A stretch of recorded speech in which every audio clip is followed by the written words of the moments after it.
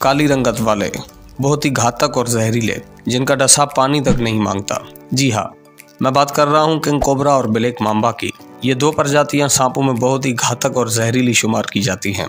इन दोनों की खुसूसियात और काबिलियतों की बात होगी इस वीडियो में, जिन खुसूसियात को जानकर आप खुद अंदाज़ा करने के काबिल हो जाएंगे कि इनमें से कौन कितना ज़्यादा ख़तरनाक है। अस्सलाम वालेकुम दोस्तों, मेरा नाम है मुदस्सिर और आप देख रहे हैं अलसनी टीवी। वीडियो शुरू करने से पहले छोटी सी गुजारिश है कि इस वीडियो को अंत तक ज़रूर देखें और हमारे चैनल को सब्सक्राइब करें। आपका तहे दिल से शुक्रिया। सबसे पहले बात करते हैं उन मेन डिफरेंसेस की जो कि इनके दरमियान हैं। ब्लैक मांबा किंग कोबरा से कई फीट छोटे होते हैं।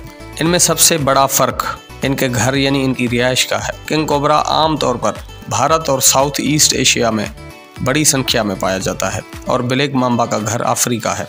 दोनों प्रजातियों के पास बहुत ही ख़तरनाक और घातक जहर है, जिससे हर साल कई लोगों की मौत वाक़ई होती है। किंग कोबरा के पास हुड यानी फन होता है, जबकि ब्लैक मांबा के पास हुड नहीं है। मेन डिफरेंसेस के बाद अगर बात हो इन दोनों की साइज़ और वज़न की, तो बताता चलूँगा किंग कोबरा जहरीले सांपों में सबसे बड़ा और भारी सांप शुमार होता है।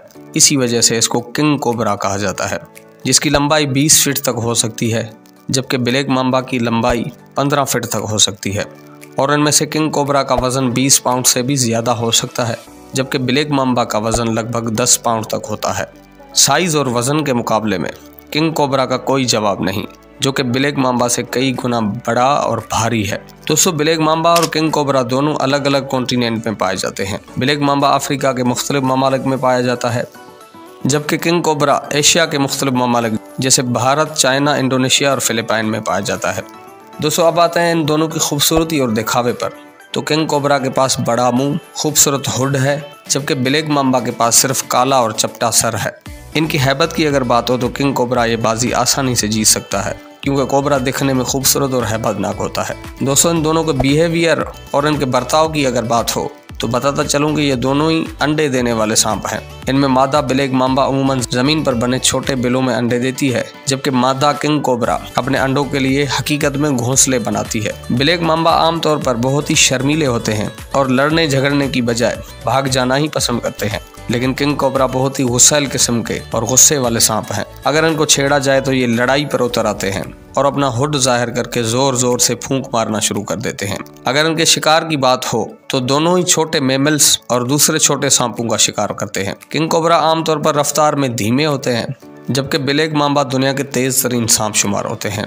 अब बात करते हैं इनके वेनम यानी इनके जहर की। आमतौर पर यह ख्याल किया जाता है कि किंग कोबरा का जहर सबसे ज्यादा खतरनाक है, बल्कि हकीकत इसके बरअक्स है। इसका जहर खतरनाक जरूर है, पर किंग कोबरा का जहर सबसे ज्यादा खतरनाक नहीं है। हाँ, अगर ये पूरी शिद्दत से हमला करे तो ये एक ही बारी में 400 मिलीग्राम से 500 मिलीग्राम तक जहर इंजेक्ट करने की सलाहियत भी रखता है। इतना जहर इंसान तो इंसान, एक तंदुरुस्त हाथी की भी आसानी से जान ले सकता है। कोबरा का जहर न्यूरोटॉक्सिक होता है, जो कि दिमाग की उन रगों पर हमला करता है जो कि सांस को कंट्रोल करती है।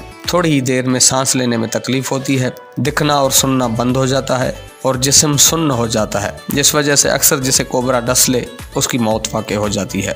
ये तो थी किंग कोबरा के जहर की बात। अगर ब्लैक मांबा के जहर की बात हो तो बताता चलूँगा इसका जहर किंग कोबरा के जहर के मुकाबले में बहुत ही ज़्यादा खतरनाक है। कोबरा जहां एक बाइट में 500 मिलीग्राम जहर इंजेक्ट करता है, वहां ब्लैक मांबा सिर्फ 100 से 120 मिलीग्राम इंजेक्ट करता है। माहिरीन का कहना है कि ब्लैक मांबा का 100 मिलीग्राम जहर किंग कोबरा के 500 मिलीग्राम जहर से कई गुना ज्यादा खतरनाक और टॉक्सिक है, क्योंकि इसका जहर न्यूरोटॉक्सिक और कार्डियोटॉक्सिक दोनों है, जो कि 10 से 20 मिनट के अंदर अंदर किसी का भी काम तमाम कर सकता है। अगर इन दोनों सांपों की उम्र की बात की जाए तो किंग कोबरा 20 साल तक जिंदा रह सकता है, जबकि ब्लैक मांबा 15 साल तक। इस सारी जानकारी के बाद आप खुद ही अंदाज़ा लगा सकते हैं कि इन दोनों का अगर मुकाबला हो तो कौन जीतेगा। मुझे कमेंट में ज़रूर बताइएगा। उम्मीद है कि ये वीडियो आपको पसंद आई होगी। अगर पसंद आई तो लाइक करें, हमारे चैनल को सब्सक्राइब करें। इंशाल्लाह फिर मुलाकात होगी नेक्स्ट वीडियो में। तब तक के लिए अपना बहुत सा ख्याल रखें, हमें अपनी दुआओं में याद रखें। अल्लाह हाफिज़।